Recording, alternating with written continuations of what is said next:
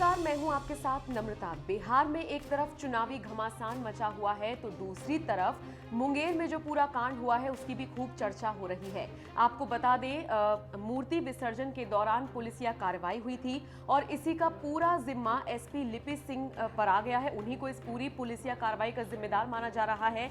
लिहाजा ये जो भी पूरा कांड हुआ है इसके लिए उनको जिम्मेदार ठहराते हुए उनके निलंबन की मांग हो रही है, उनको उनके पद से हटाने की मांग हो रही है। अब सवाल ये है कि आखिर एक वक्त पर लेडी सिंघम का तमगा अपने नाम करने वाली लिपि सिंह हैं कौन और इनकी प्रतिष्ठा क्या है, तो हम आपको थोड़ा सा उनके बारे में बता देते हैं। देखिए, लिपि सिंह बिहार की ही रहने वाली हैं। उनका जन्म नालंदा जिले में हुआ था और वो 2016 बैच की आईपीएस है। लिपि सिंह के पिता का नाम आरसीपी सिंह है। आरसीपी सिंह जेडीयू से राज्यसभा सांसद है, यानी कि उनका पॉलिटिकल बैकग्राउंड भी है। और जो लिपि सिंह के पिता हैं उनको नीतीश कुमार का बेहद करीबी माना जाता है। आरसीपी सिंह राजनीति में आने से पहले खुद भी एक आईएएस ऑफिसर थे।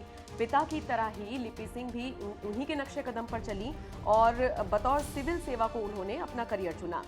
लिपि सिंह के जो पति हैं, जिनका नाम सुहर्ष भगत है, वो भी एक आईएएस है।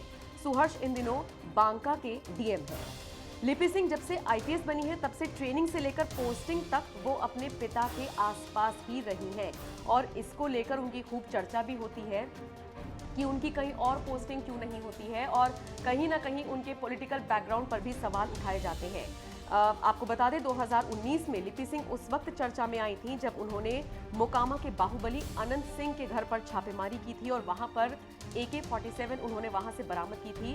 उस दौरान बहुत ज्यादा तहलका मचा था और ये समझ लीजिए कि यही वो कार्रवाई थी जिसके बाद बाहुबली कहे जाने वाले अनंत सिंह को सलाखों के पीछे जाना पड़ा था और तभी से इनको लेडी सिंघम और ज्यादा कहा जाने लगा था और एक जो कह सकते हैं कि मिसाल इन्होंने पेश की थी, कोने कोने में इनको जाना जाने लगा था और खूब इनकी चर्चाएं हुई थी।